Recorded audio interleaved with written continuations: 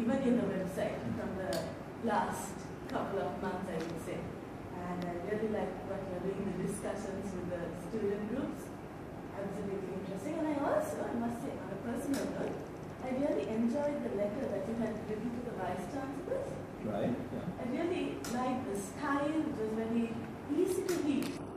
Right, thank you. Quite a different. I'm glad you say that, because most people say my English is very complicated. No, but it's, I would say it sort of has a conversational tone to it. But that's what I want, what I actually want is a context in which everything is very informed, where it's completely drowned by regulations, formalities, and I think we need flexibility. Absolutely. And I think people respond to flexibility. I assume when I came in that I meet a lot of resistance, both from staff and from students and from the UGC, because they're also used to doing things in a very rigid fashion. And I have two very simple rules. One is education belongs to the students. Two, the students can't decide. They can ask, and we have an obligation to explain everything to them, to their adults, and make sure they understand our decision. But we must make the decisions because we are long term. I'm not long term, but the university academics are long term. They have to guard and guide the whole university with a long-term perspective. Students necessarily have a short-term perspective, but we must also recognize their needs. Thank you for that. And I was also say that the work that you are doing from day one. And another thing is, when I sent you that email requesting for an interview, I must say I did not expect a response at all. Because normally when you send an email to a minister, what happens is maybe a month later, somebody's secretary or the secretary's secretary will finally get it. Another simple thing, I've asked the UGC to instruct that every letter be answered in 3 days. Now, this doesn't mean you can solve the problem in 3 days. But, people who write deserve to know what's going on. And I found this, I suppose I'm actually quite unique because I not only have academic experience, but I have stint as secretary of a ministry. And I must say my staff there told me afterwards they learned about administration which had taught them. We don't train people. I was discussing some administrative reforms and we were very bright people. We never trained. And my staff there used to say, when I said, why have you to answer this letter? No, you can answer after 3 days. That's it. The AR says you must answer it in a maximum of 3 days. They had turned this into, don't answer, don't look at the file for 3 days. So I've now told the UC chairman, also I want every letter answered. And you take the decision. The decision is yours. It's not, you don't have to give in to requests. But your reasons must be explained. Now it will take me some time, but I think I managed this in Minister of Disaster Management. I want a culture where the public knows we care. And you can only do that by answering immediately. The students, they've traveled for miles. Now, the reason they don't write is because they never get an answer. And you can't tolerate that. Why should those poor kids travel for miles when we have a postal system? And sometimes they telephone. I'm also trying to tell people don't work on telephones because there's no reliability. We used to have things in court. It's an interesting thing where people come and say, we check with the other minister, and I say, well, they send them on the telephone. Then you ask the other people and they say, no, they never call us. Now, it's not that they're lying. One other rule in life is, if I need something and I ask you, it's the most important thing to me. If you're a decision maker, it's the least important thing to you. So the only way you will register is if it's written.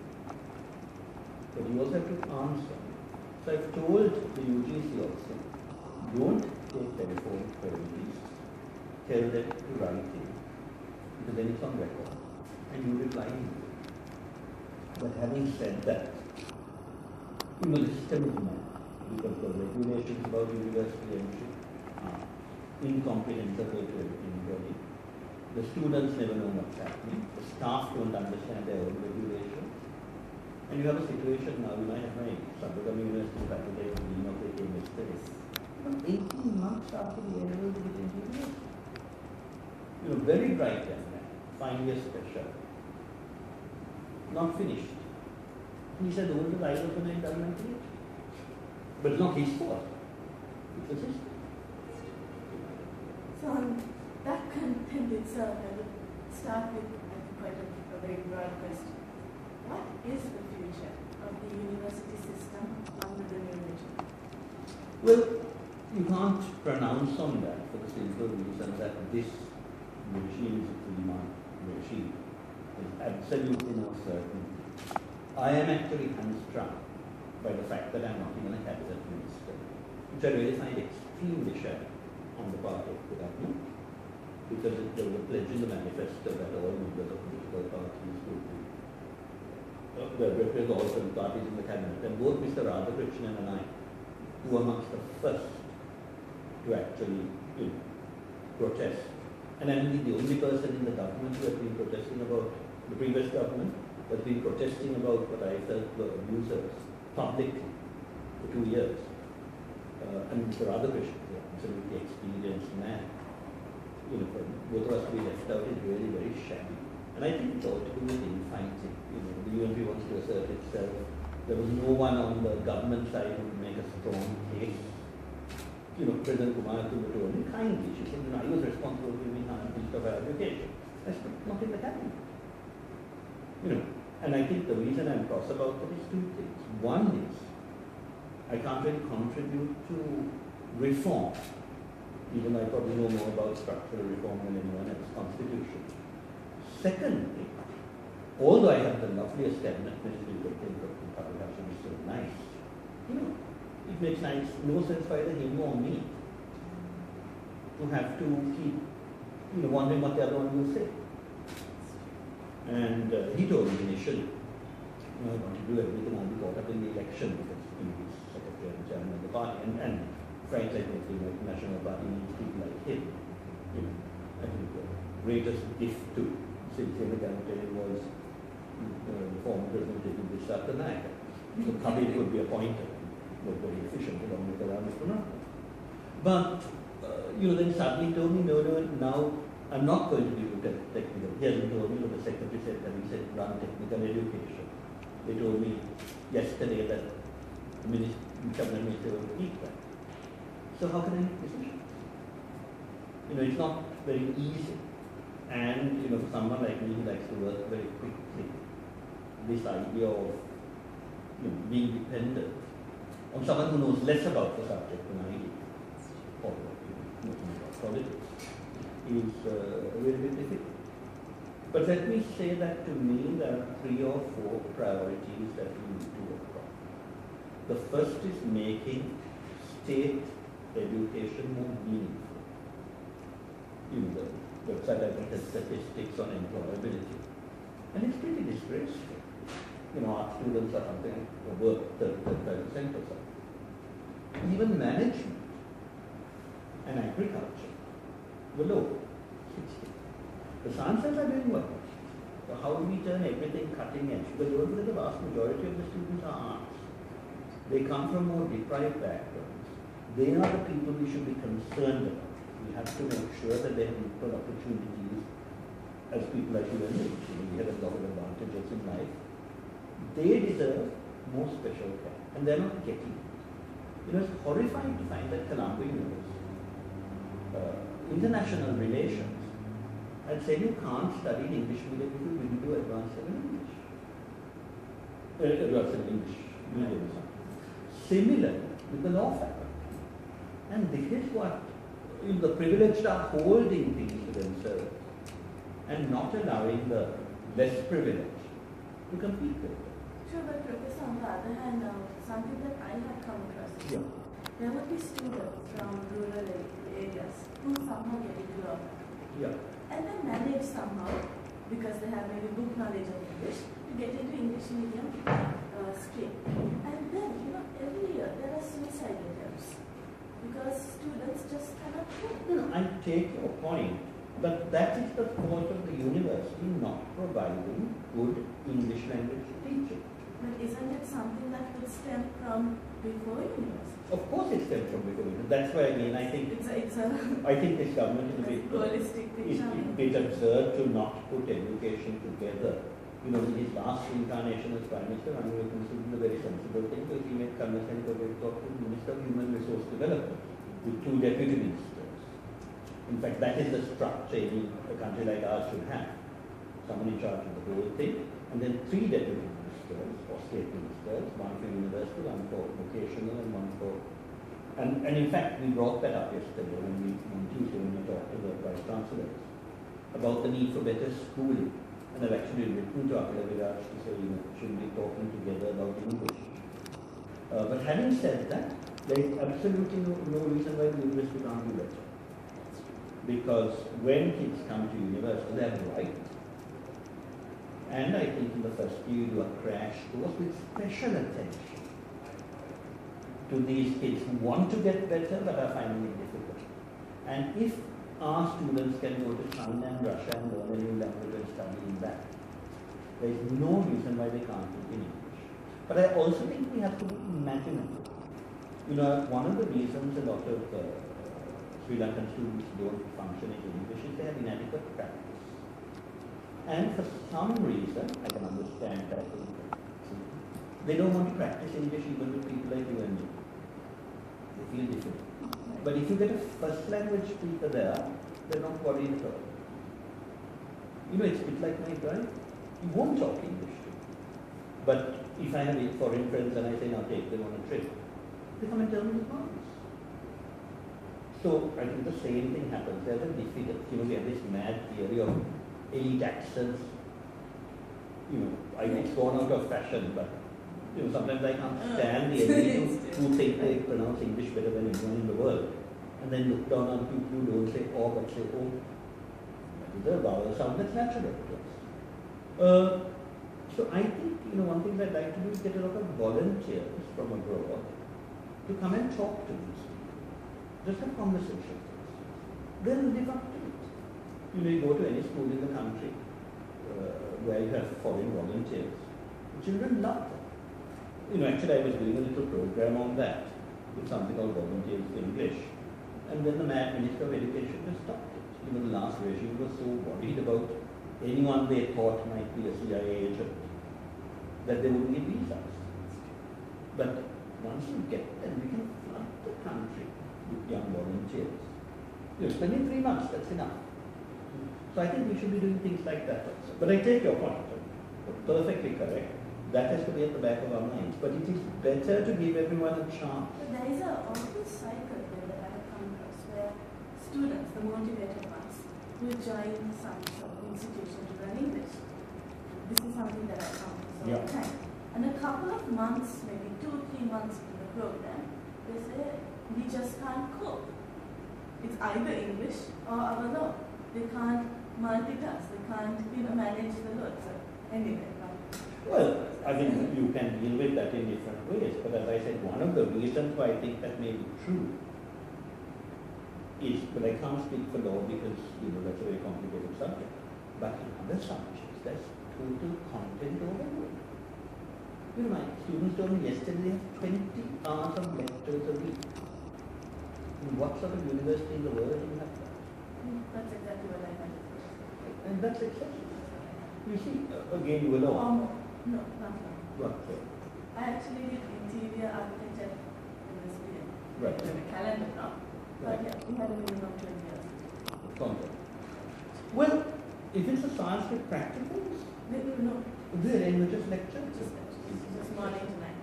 That seems totally excessive. It was only in the third year that they were practically.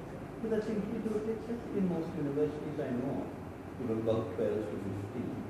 You have to have time to read, you have time to have extracurricular activities.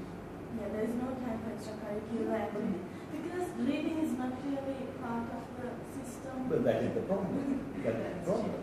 And one of the things I've actually told the university, they start contacts, develop bookshops, produce low-cost textbooks. You know, when I was at Sabudam, we produced textbooks. Initially, students accused me of, you know, trying to make money, and I said, how much does this book cost? My 20 rupees. We are not paid for effort in writing it, but I meet the cost because I'm not going to give these free. Because then you use the to wrap up when I'm lunching. But I can reprint. And we had a wonderful cycle of books for many years, which the students would buy, use. Some of them tell me they still have those books. So you're right, the culture of reading has to be encouraged. The culture of content overload. Now I'm not sure, as I said, that I can pronounce on things like law or architecture or whatever. But certainly in the arts, there's far too much reading. I was horrified yesterday to find that economic special students had never heard of Milton Friedman. And the students are right, they said, oh, sir, I don't think to Keynes come again. Now, okay, Adam Smith and Keynes need to be known. They were seminal influences. But in 2015, you know, when I say Friedman, I am probably out of date. You know, they should be reading Stiglitz. But I don't think they've ever heard of them because the dons haven't heard of them and we don't have a system where the lecturers have to update their knowledge. I've actually told the UGC to please get the humanities standing for it, to have a basic checklist of what every student should know in every subject. Professor, personally, I think there's a little more to it than that as well.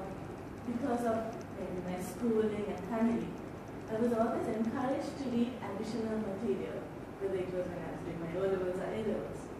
And when I went to university, I was the one and only student in my entire batch who had a library membership.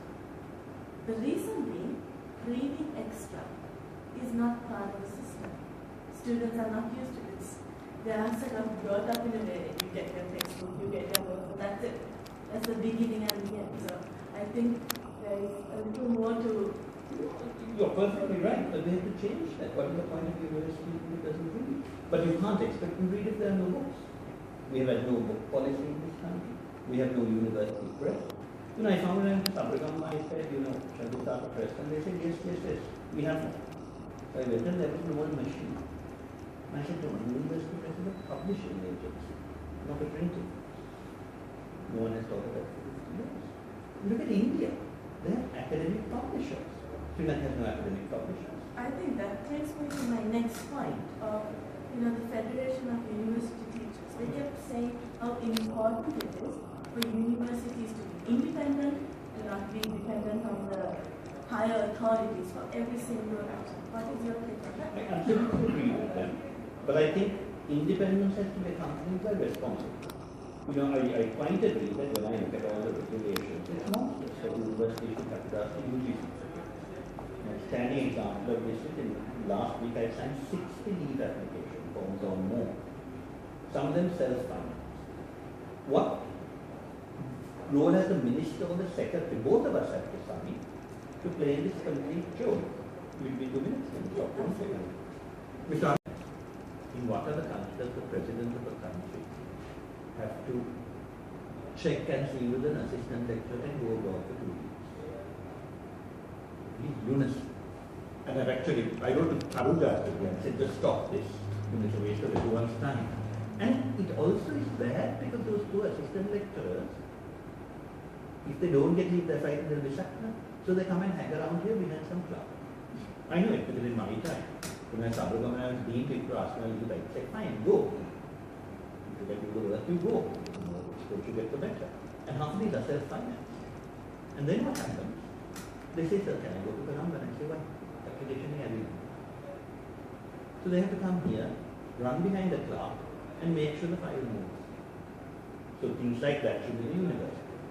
Approvals, hiring, all that should be there. But they have to be accountable.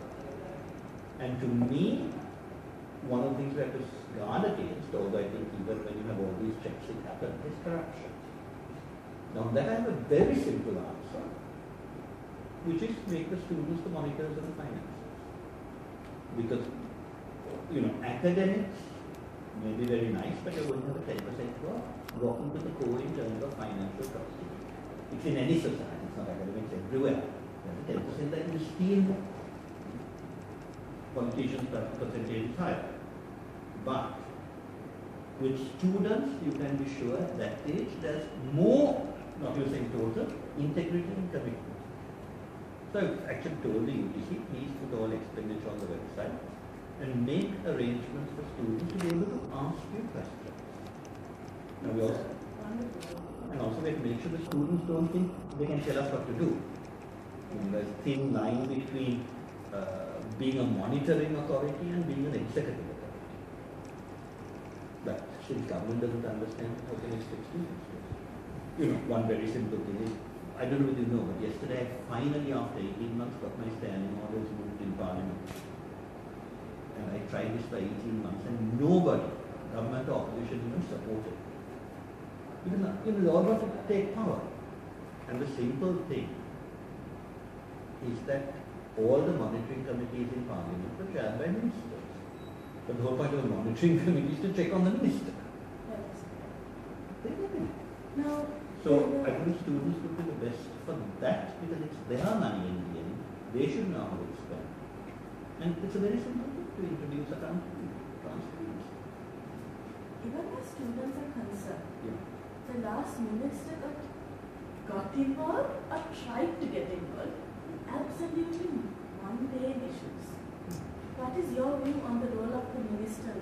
Well, let me put it this way. Every day I work in this job, I am more than ever convinced that the real constitutional change we need is to remove the executive from power. I don't know whether you know this, but Sri Lanka is the only country in the world that has an executive presidential system where the cabinet is in power.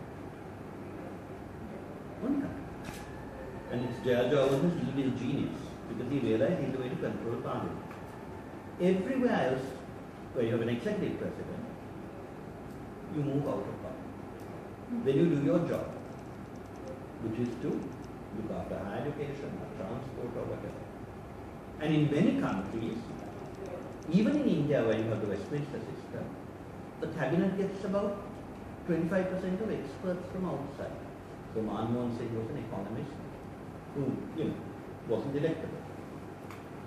Now in America, if you support Hillary Clinton and John Kerry, but then you resign your post. So you concentrate on your work. Now, most people are trying to win election. So you perform. I mean, I've actually just written to a couple of my colleagues saying, please stop asking me to recommend people for jobs. Because if I make a recommendation, then the chairman thinks she has to obey. And one of the reasons why we have got in hot water, Mahindra Rajapaksa thought he could tell SP what to do, SP thought he could tell Shanika what to do, Shanika thought she could tell the Vice Chancellor what to do, and no autonomy. So I told him I can't recommend. If you won't recommend, do so. Because she doesn't feel under you. But since she's supposed to report to me, how can I ask her to take charge? So these are things where we have to actually set up standards. Now poor SP was performing politically all the time. But he didn't develop a computer yet. So I think. And most ministers are like that. Sorry? But most ministers are like that. When I was secretary to the Minister of Disaster Management, Mahindra Samarasin was a very nice man. And he minister 2 days a week. Then I say, why? No, I have to go to Mapadam. So he's running around Mapadam winning votes. Which he has to do, it's not his fault. Because the system demands this, and our electoral system is so mad that it's even worse. You see, in England and all, if you're a good minister, you better say it's free. So you don't have to worry too much. Then you appoint a constituency secretary who look after all the constituents. In Sri Lanka, because you have to win votes from the whole place, you have to go and show your face and get on the public, they can do public eye. So we have a terrible system and it's killing us. Talking about the system, now I think you have some wonderful plans and ideas for what's going to happen to the state universities. But what about private education? You see, I'm all in favor of private universities. It's the only way we can fulfill what any country at our level needs, which is at least, I would say, 50% of every year's cohort getting tertiary level training. We have had a tradition in Sri Lanka of guarding education jealously for an elite. And every time you open up that elite more, the original elite complains bitterly. The new people who come turn into equally stopping other people in. Now, DS and I have this wonderful, either that man who I realize had perceptions. People thought he was against free education. He said no. But we have to remember that we have an education system that caters for 20%, and that 20% goes into certain specific activities. The civil service was the main thing. If you're going to have 100%, you have to realize that 80% have to go into business and industry and agriculture. So your education system has super. Now what we have been doing is educating 100% to do nothing but become civil servants. So they're all knocking on the door for free employment. Graduate schemes and all.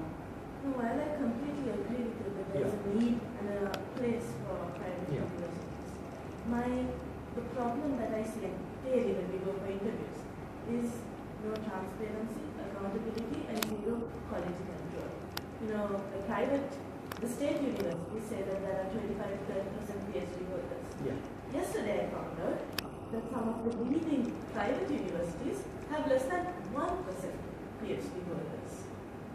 Well, to me, that is not marked. But you mentioned 3 words: transparency, quality, what is it? Accountability. Is there any of that in our public universities? Can you? Isn't there at least a semblance of something a little more? Some interesting semblances. To me, there's a hell of a lot of quality in some of the sciences. Morato is, I think, one of the top universities in the world, from by my standards. Fantastic, imaginative, and as far as I can see, absolutely, its staff tend to be, even in terms of integrity, very, very high. I generalize. Universities are good. Can you tell me whether there is any excuse for an economics special graduate not to have heard of free? When I was at Sabaragam, I didn't particularly want to get involved. And I didn't really think I could comment on the economic syllabus. I didn't know it was so bad. But politics, which I had studied as well, the politics syllabus had nothing after 1965 on the reading list. This was in 1998. No, 2001. And I said, where's John Rawls? I never knew John Rawls, he was this one of the best, But, that was 1975, that was when I was a student. And this lecturer was younger then, had been at Hera then, which had never heard of John Rawls. So don't talk to me of politics. I think parents are paying because they feel what they're getting is better. And in terms of employability, it seems to be better. But I fully agree with you that if the state is going to register these, we need a better system. In actual fact, government has only registered 15. And I went through the 15. I think the only one that is potentially controversial is the medical.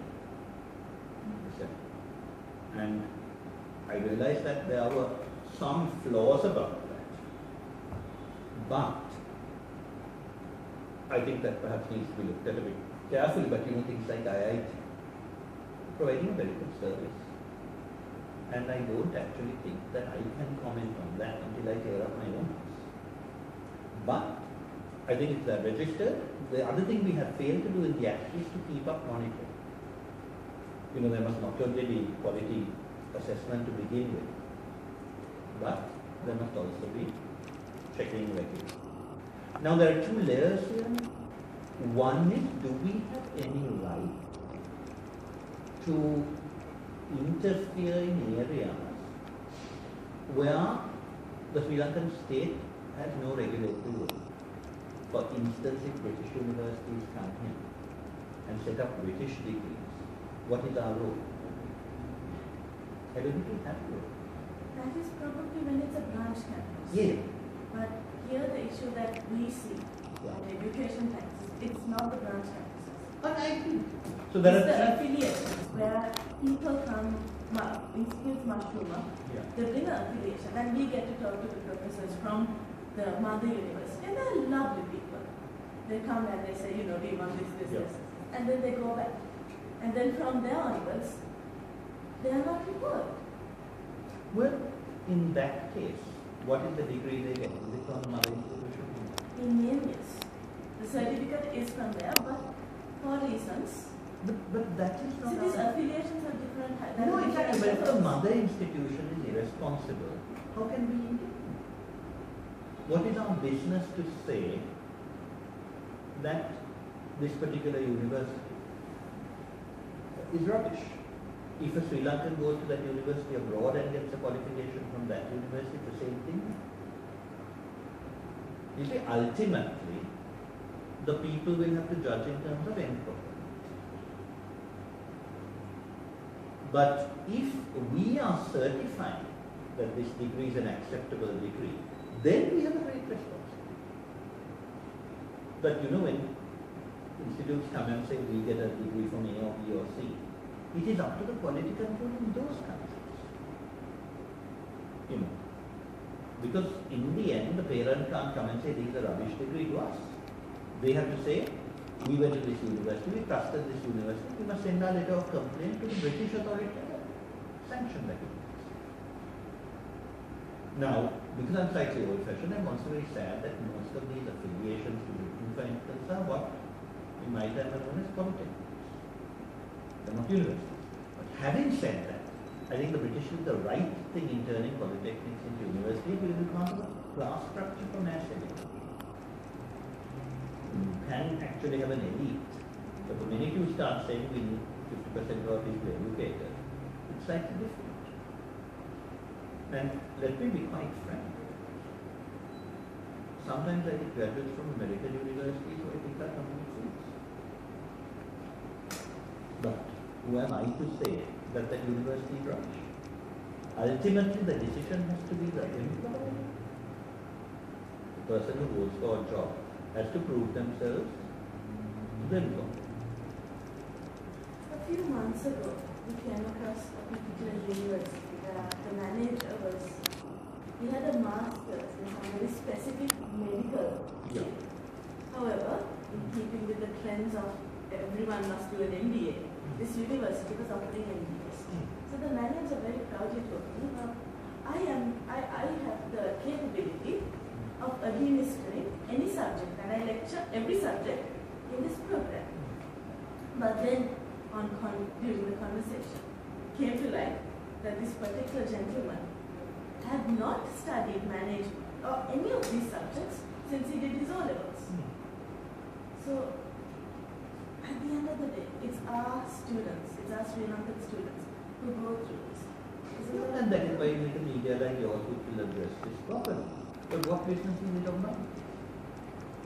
If I am accredited, what business is it of mine if I have not accredited? It's like saying government must make sure that every bus is a brilliant bus. If you're building a house, okay, and you decide to hire a bus who is not a good bus, that's your problem. How can I say that I'm checking everything in the house? That is a statist approach. We've gone beyond that. We saw where it led to in the Soviet Union, where everything had centrally controlled. We have given people the right to do what they want, so long as they don't harm other people.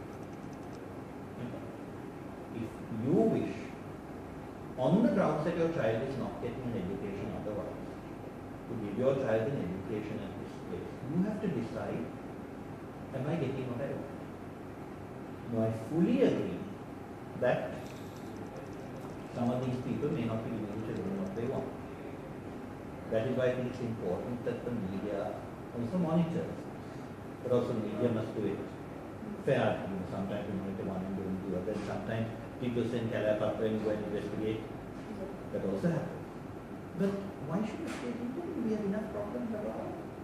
To me, if I go to do everything, I will not be making sure that standards for my students are there. How do you suggest that the media gets involved with the role of the media?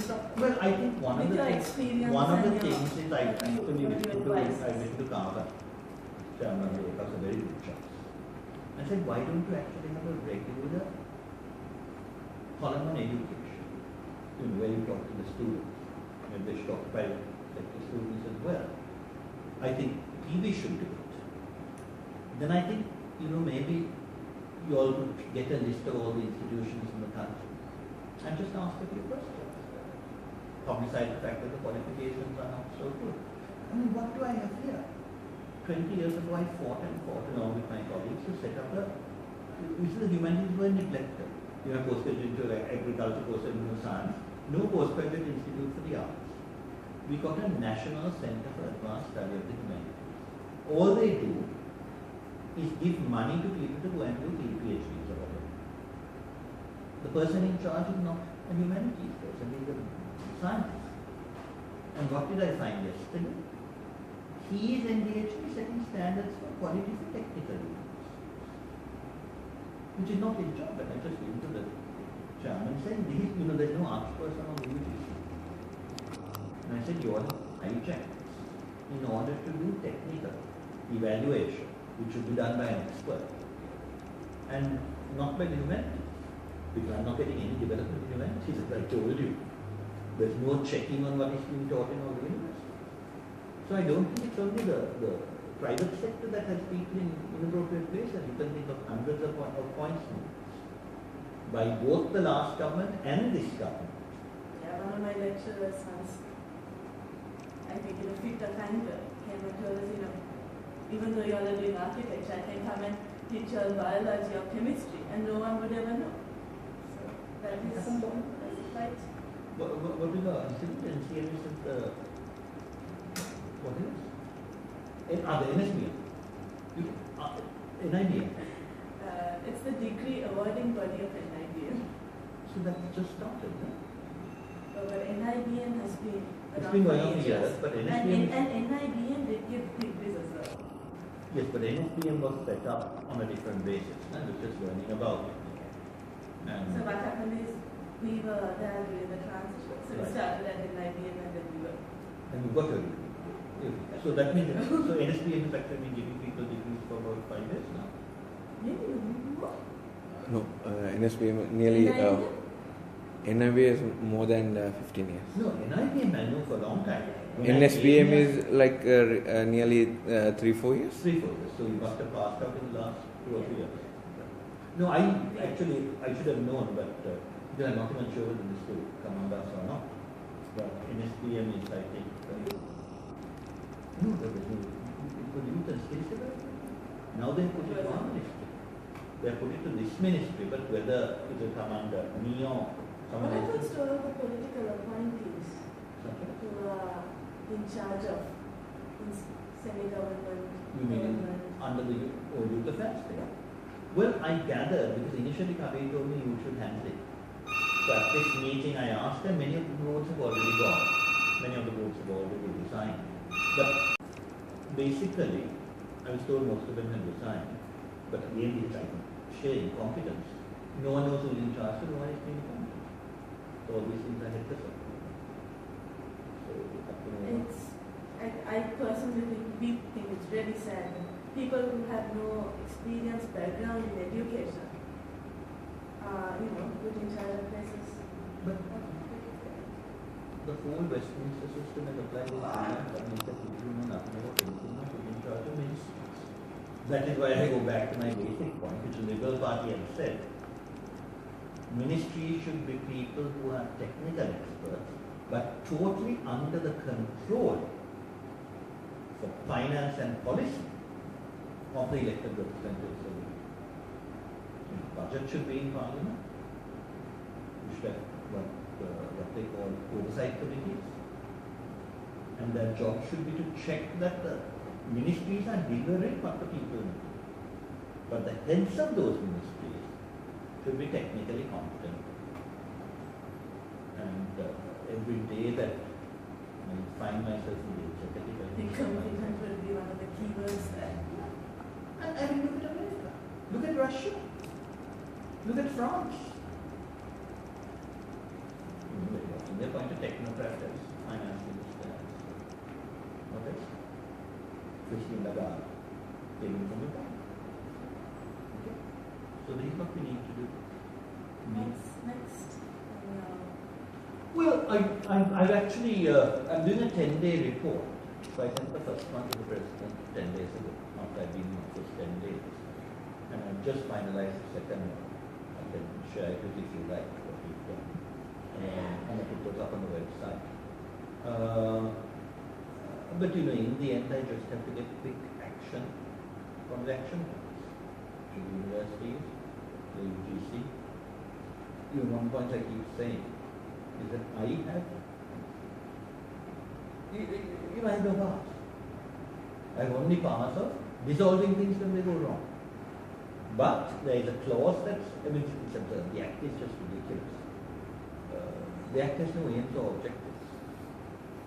So I've drafted somewhere on my website, did you see? And that's a draft, but I'm getting together a group of people to actually produce a draft which I hope to have ready by end of February. So I don't think we can pass it, but I hope it will be all ready for implement. Now, what I was really impressed about was I sent out a request to all universities to report on what they were doing, together with ideas as to how to fulfill the aims of the manifesto. And the reports were good, but there were three that I thought were outstanding. So I asked those three individuals who had written them to serve on the committee, and the Vice Chancellor agreed. But of course, everyone is welcome to give ideas.